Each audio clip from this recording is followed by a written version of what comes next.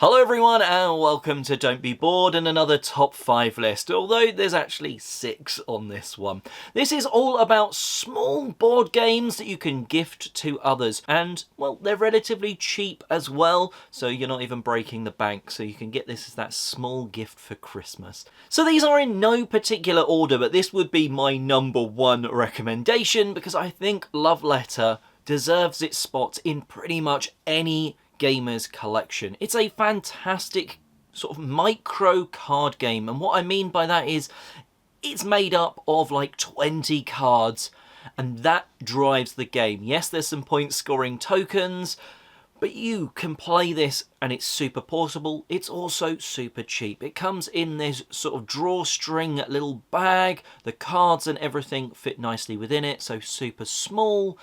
You can pick this up for about £10, so well, maybe $12, that sort of price point, so it's super cheap. A really perfect game. Now what you're doing in this is you're on a turn having one card, drawing a second, and using one of them to try and maybe eliminate another player from what are like minute-long rounds, so no one's out for too long. You're maybe trying to play a guard and guess what card they've got in their hand. You're maybe playing the Baron and comparing cards. The Priest lets you see someone else's card, all the way up to the Princess, who cannot be played or discarded, and if you do, you lose and you're eliminated.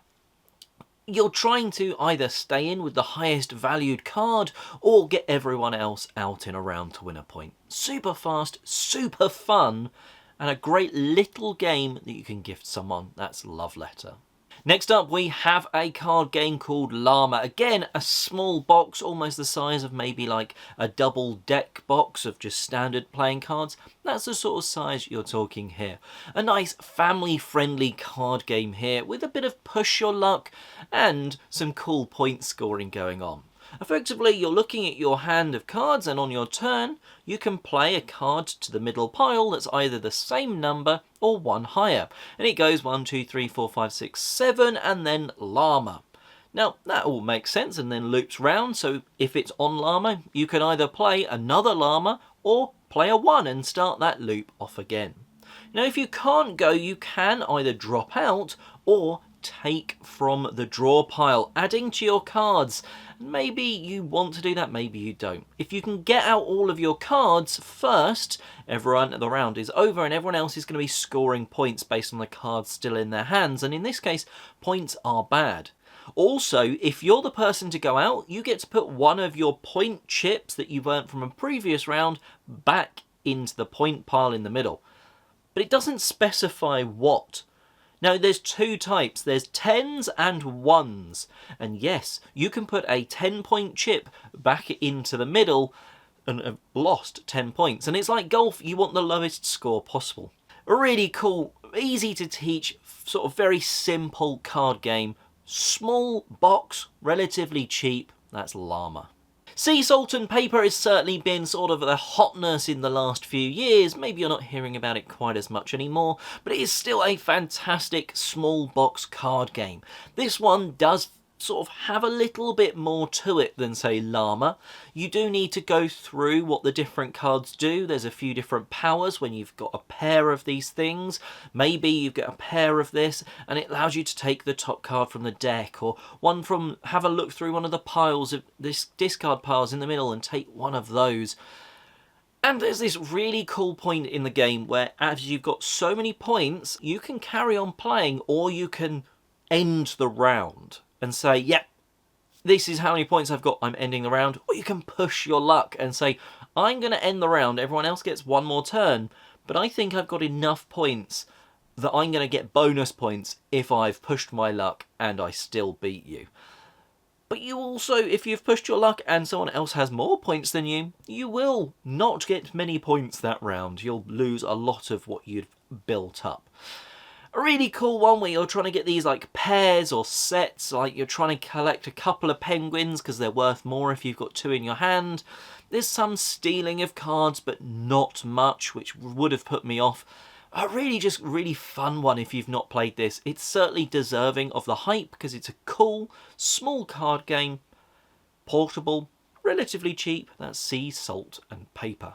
The box is a little bit bigger for this one, A Gentle Rain, but I do think if you're buying for a solo gamer or someone that likes a bit of a puzzle to crack, then, well, this one could be exactly what you're looking for them, because it is a solo puzzle in the box that's actually really sort of peaceful to play. You are turning over these tiles, placing them out, growing this lily padded pond, and trying to sort of do these 2x2 sections which allow you to place one of these flower tokens into the middle, because they've got gaps created in the middle of the tiles. It's a really satisfying puzzle when you finally complete it. And I have completed it. I'm very happy to say that I've managed it once. And it's just one that sticks around in your head. You want to go back to that puzzle because it doesn't feel pressurized. You just enjoy yourself. Even like tells you to like sit down and take a breath before you start playing. And you can play it with more than one, but I think I'd only ever play it as a puzzle on my own to play. And I could easily recommend this to others. There are other versions, but I mean, look how small this one is, so it goes perfectly on a small game gift guide. This is by far the biggest and most expensive thing on this list. At about £25, you can probably get a little bit cheaper than that, is a Star Wars Unlimited 2-player starter set. This comes with all the things you need for 2 players to play forever and ever. You don't need to do any of the creating your own decks, buying extra expensive cards. It's got some flimsy but cardboard tokens in there for damage, etc. And it even comes with these boxes. These boxes are the 2 decks for the version I've shown you, which is Ahsoka versus Grievous.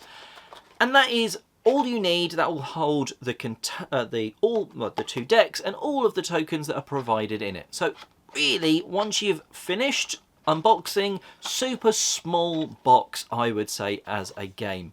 And yes, it is a collectible card game, but you have an experience here. You have a full board game or card game here. You don't need to do anything else. And if you know someone that's a huge fan of Star Wars, this is a fantastic one-on-one play. Personally, out of all the eras, I really liked set 1, which is Luke versus Darth Vader. I really liked set 3, which is all about clone troopers and battle droids. Set 2 was cool. The starter set for that one was Mandalorian versus Moff Gideon. And that was about, there was some smuggling and Mandalorians and that sort of stuff in that one, but I prefer set 1 and 3. But that gives you some choice. If you know someone's a fan of Star Wars and they loved The Mandalorian, maybe that starter set, the 2-player starter set, would be perfect for them. Like I say, it's expensive in terms of it's £25, but it can store on the shelf pretty small afterwards. And you don't need anything more than that. You've always got those 2 decks that will play against each other. That's Star Wars Unlimited.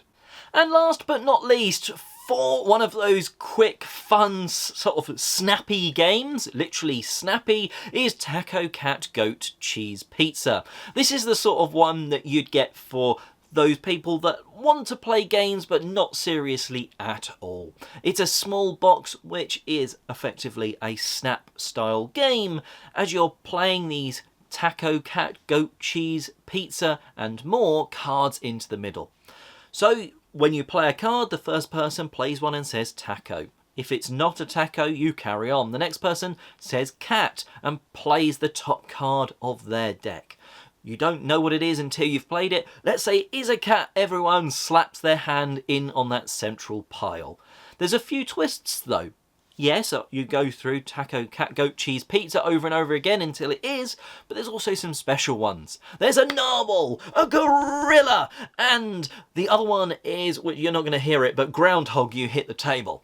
And if one of those comes out, the last person to do so picks all of the cards up, and you're trying to get rid of your cards. It's one of those nice, simple, fun, slappy games.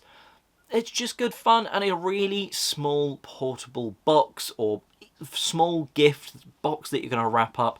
And I've seen this for around like a tenner, £10, $10, $15, that sort of price.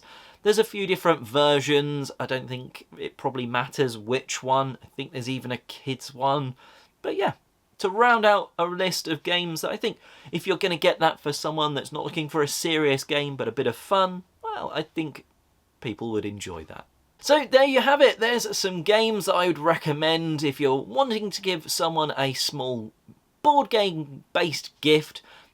There's some pretty good options in there, I'd say. I've got all of them in the collection and I'm pretty happy with all of them. Let me know though what I've missed off. What would be the gift, the small box game, sort of low price point, small portable, small box game? You've seen the size that they go up to on this list. I've kept them very much bag friendly rather than like a Ticket to Ride size box or something like that. But let me know in the comment section below what have I missed? What was the obvious one? Let me know. And until next time, have a fantastic day gaming and a happy Christmas.